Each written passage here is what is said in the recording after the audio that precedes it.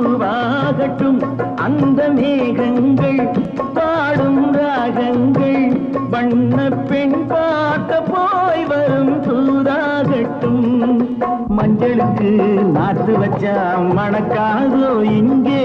மௌனத்திலே சேதி சொன்னா புரியாதோ அங்கே நல்ல காரியம் சீக்கிரம் நடக்கணும் கொஞ்சம் சொல்லுங்களே துள்ளி வரும் முத்து பிள்ளைகளே